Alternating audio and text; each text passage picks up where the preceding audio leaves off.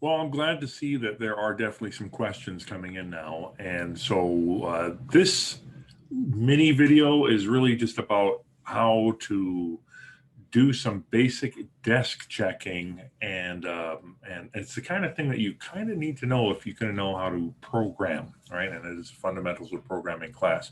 Not surprisingly, quite a few of you are kind of going, "Hey, I don't understand the financial math formula," and it makes sense because I deliberately picked that formula because I'm assuming that none of you actually do understand that formula. Now, I actually tried to find that formula. I probably got it from a book, but here's another example of a formula, right? So here we go. What I did, by the way, is I went to links and I went down here. I've added a new link called Financial Math. And I may actually pick this formula because this formula actually seems to be even sort of cleaner than the other one, but it doesn't matter because the point is I'm just trying to show you guys if I had to write a program that worked out the payment on a loan, what how would I do that, especially if I had to do it from scratch? So I want you to imagine that here you are, you're a programmer, you're sitting in a place, maybe 3M or Best Buy or Blue Cross even, and a business analyst basically says to you, can you write a program that calculates the loan payment? This is the formula I want you to follow. Because you as a programmer, you don't know all these formulas. You don't know how to calculate, a business logic because you're a stupid programmer. All you know is how to program. So the business analyst is a person that's going to give you this formula. It's effectively a requirement. That's what they're going to give you. They're going to give you a requirement. Now you have to sort of look at this formula and try and figure it out. So what I would do is I would quickly open up a little notepad. Now, I, I'm old enough that I'd probably actually have a piece of paper and I'd write it down. And I'd start thinking, okay, well, what do I need to know for this? Well, I don't know what the payment is, right? That's this guy right there. I don't know what the payment is. They actually say present value. I would ask the business analyst, what is a present value? And the business analyst would say something like, well, why don't you run this for 20,000? And it's basically the amount of money that we're going to take the loan out for. So they give you a little bit of knowledge there. You'd say, what is the rate per period? Well, what they'd probably do is they'd say, hey, Grant, just right now, let's go 5%. That sounds great. How many periods? We're going to take this loan for $20,000 at 5%, and we're going to do it over 4 years.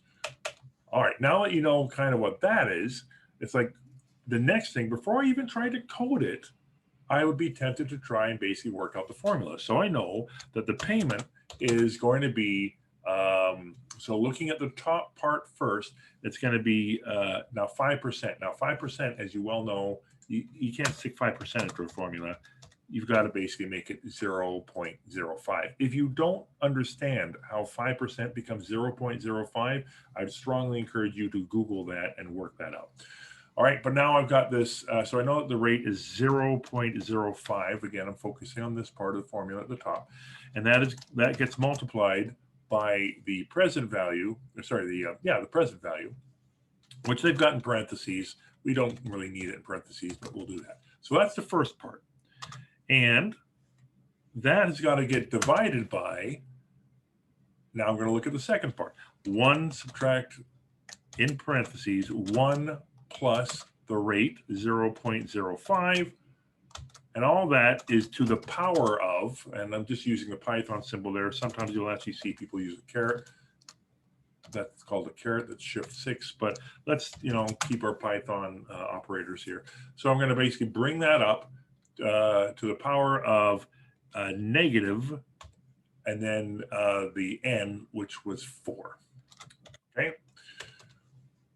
Now, does Grant Spencer, the human being, understand this? No, Grant Spencer doesn't understand it. But what Grant did is he basically took this formula. He knew what some of the values are. By the way, it's PV. He knew what some of the values were, and he just plugged it in like a monkey into this particular formula. So now the next thing I would do is I'd start to go, okay, Grant, let's figure some of this stuff out. What is that? Well, you know what? I'm not entirely confident of my mathematical abilities, so I'm just going to do it here. I'm going to go 0.05 multiplied by 2, 1, 2, 3, 4 is 20,000. Nice helpful comma there. We're going to go enter that. That seems to be 1,000. So the first part, I've forgotten which one's denominator or numerator. Speaking of Googling, by the way, maybe I should figure that out. But whatever. The top part is basically 1,000. Now we look at the bottom part. I'm going to not bother trying to resolve that on its own, but I'm going to go, it's going to be 1 subtract, and this is going to be 1.05 to the power of -4. Why am I doing that? Because that's what the formula is doing. All right, let's go again further down the road here. So this would have to happen first because that's the order of operations, which was the subject of the previous chapter. So let's go 1.05 not multiplied. Now, I can't bring anything to the power in this particular calculator. I might have to go ahead and go to a scientific calculator instead, right? And that's the button that's going to be able to take 1.05 and bring it to the power of -4. So here we go, 1.05. I click this button, and now it's saying, notice the caret. What are you going to bring it to the power of? 4 negative. Now I hit the equals button. That's what that is. Now I think, is there a way to bring that into my clipboard? I don't know how to do that. Select all, copy. All right. So what that is then, is that means it's going to be 1,000 is going to be divided by 1 subtract this enormously gross number. All right, good deal. Well, really 1 subtract that number well, it's basically just, I tell you what I'm going to do here for this calculator is I'm going to make this thing negative, and I'm going to add it to 1. And now I've got myself the second number. So once again, select all, copy. And so now I know that is going to be P is equal to 1,000 divided by that gross number. All right. Now, what is that? Well, that means what I could do here is, where's my inverse? Right there. So again, I'm sorry to do this to you if you're uncomfortable with this particular math, but what I got to do here is I don't want to just keep copying, pasting. Right now, that is the number. So if I invert that number and then multiply it by 1,000, it's the same as saying 1,000 divided by that number. So again, not a math class, just a basic programming thing. So to see how, if I invert it and then multiply it by 1,000, I get that number. Okay, so let's go select all and copy. And that means that P is equal to that number. Now, realistically, because I'm going to make this into a payment, there's going to be a bit of a rounding thing going on here. So really the P is, that's a 6. So I'm going to round it up to 4. So that's basically saying the payment is that. That basically says that if you took $20,000 at 5% over 4 years, you'd have to basically make 4 payments of that number. Now that's what happens here when I do this. If I take this and I go 4 years in the future, I would have paid this 4 times. That means that I would have in total paid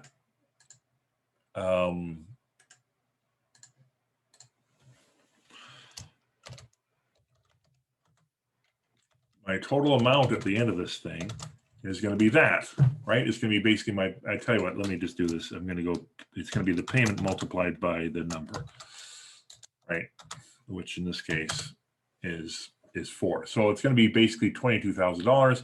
And that means, you know, the loan itself was only $20,000. So how much interest did I actually pay? And so that would be this number, or 20,561, and subtract 20,000, the initial part of the loan, which basically means that the cost of borrowing, so the amount of interest I paid, cost of borrowing is basically going to be 2,560, well, 60 I'm rounding. There you go. And that's your basic desk check thing. Now I tell you what, maybe I made a mistake. Don't know. Find a way to validate your problem here. So here, this is 20,000. Okay, that's not 20,000. Let's do that. That's 20,000. That's again not 20,000. That's 20,000. And the rate per period, it's 5%. And the number of periods is 4. And I tab off that. And where's my calculation part? And calculate the payment. Well, that went off to the lending tree. Well, I'm trying to find a way to independently validate this, but did you see how that basically filled in the form? Oh, right there. There's the amount. All right. So let me pause the video there for a second. All right, so that's the number there from the payment. And if I bring up my little notepad thing, that was about my number there. So do you see how I basically used something outside of Python to basically prove or disprove that my formula was actually working? All right, so the next video, what I'm going to do is I'm going to now talk about basically what I would do to make that into a program.